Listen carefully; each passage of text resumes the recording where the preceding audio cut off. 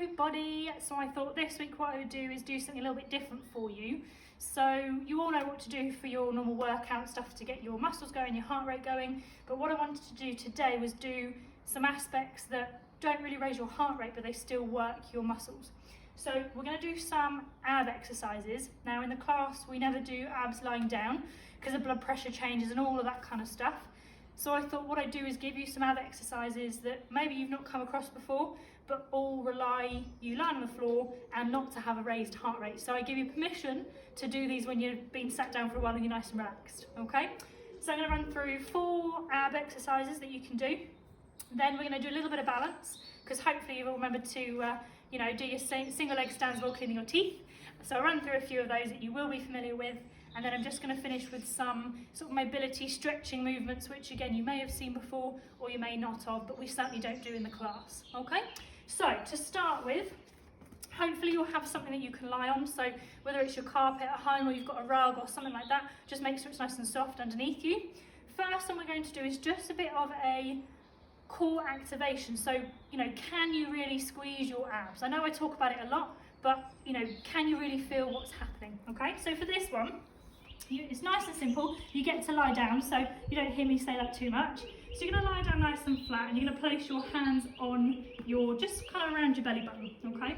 What I'd like you to think about is you're trying to push your belly button down through your back to the floor, okay? So that kind of feeling, you want to squeeze in your belly button. So what you should feel with your hands is that your hands drop down a little bit, okay? So you just squeeze and hold, so you're pulling your belly button in. Imagine someone's going to come and poke your belly and you're trying to get your belly away from them. That's kind of how I like to think of it. So you squeeze in, you're going to hold for maybe 5 seconds, then release, breathe normally, and then you're going to squeeze again.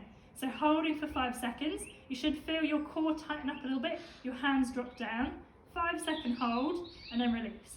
Now, as you do it, you want to try and keep breathing, okay? Because I know a lot of you will automatically hold your breath.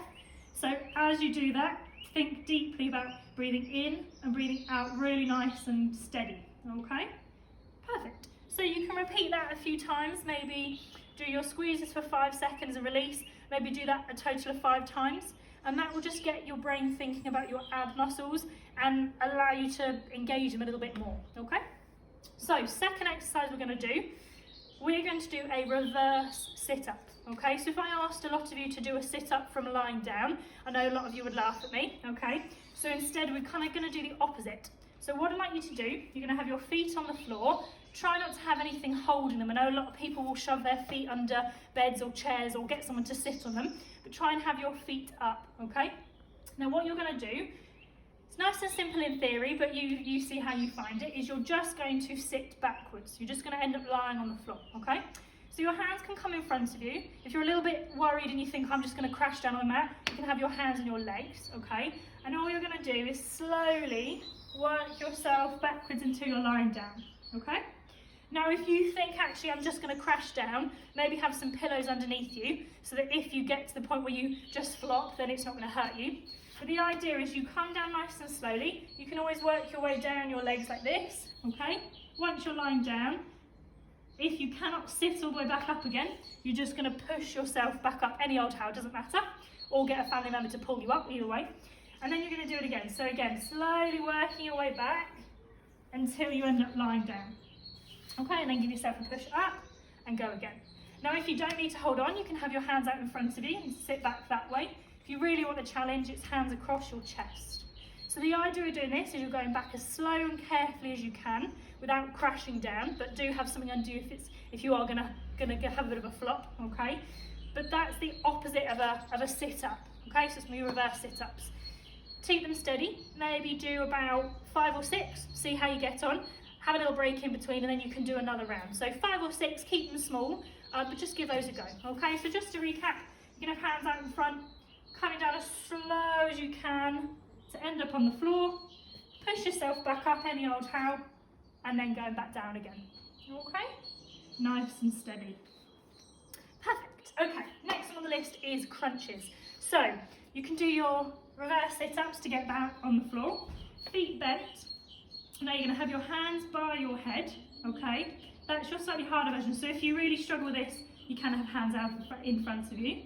Now, with your crunch, all you're going to do is raise your head and your shoulders off of the mat, almost as if you're trying to look just past your knees, okay?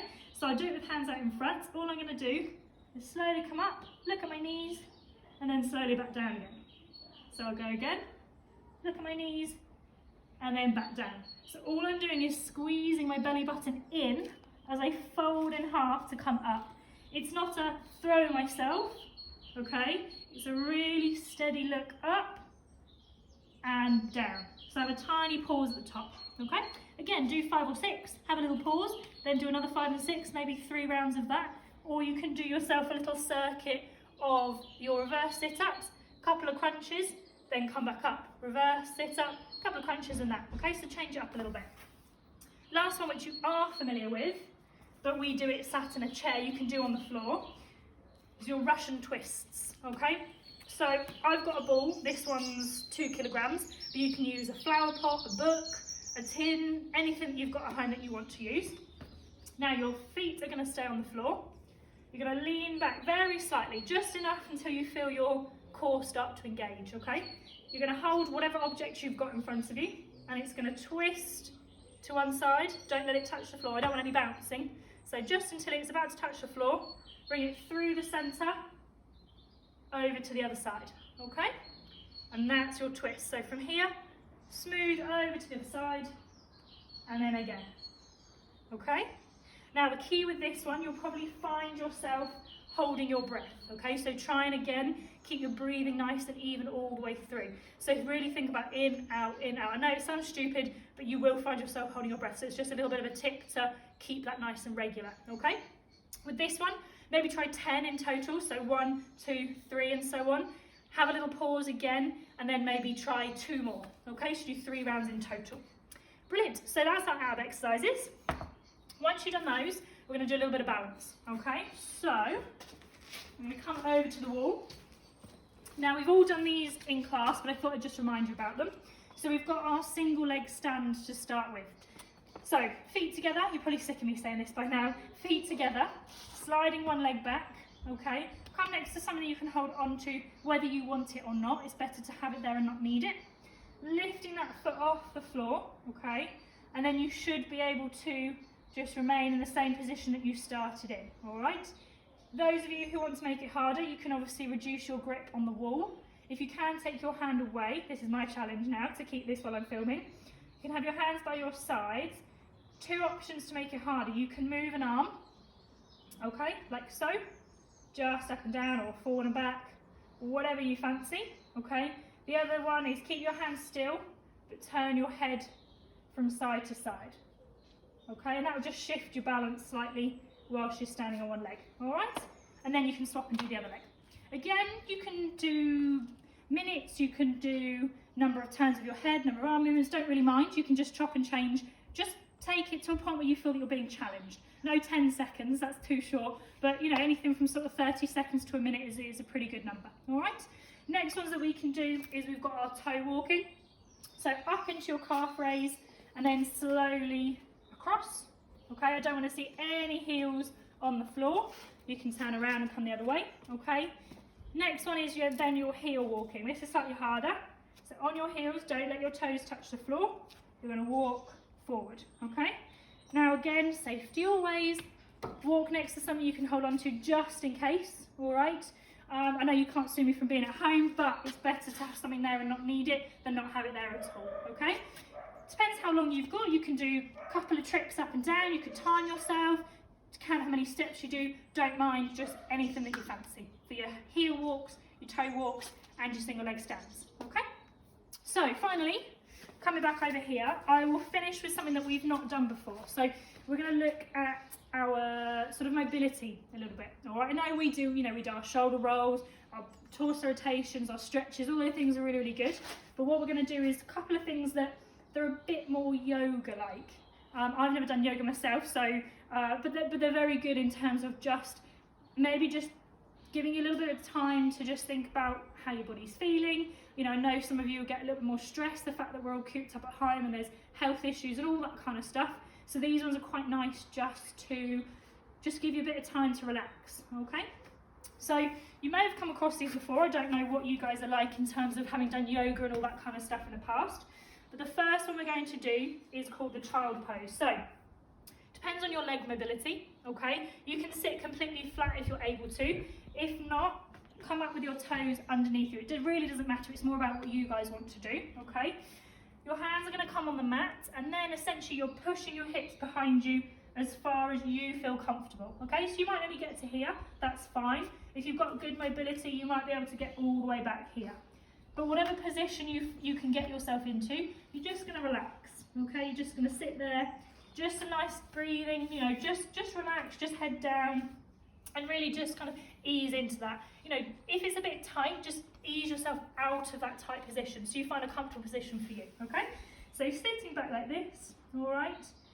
Once you've sat there for maybe 5 seconds, or if if it's really comfortable, you can sit there a little bit longer. You're going to push yourself up to here, okay?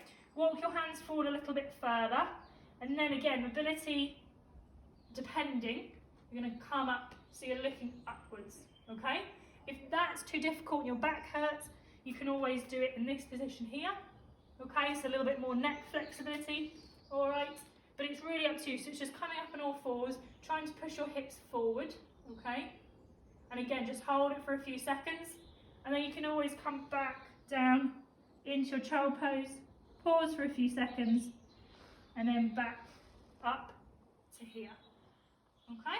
So it's just a couple of little bits that you can do for that position.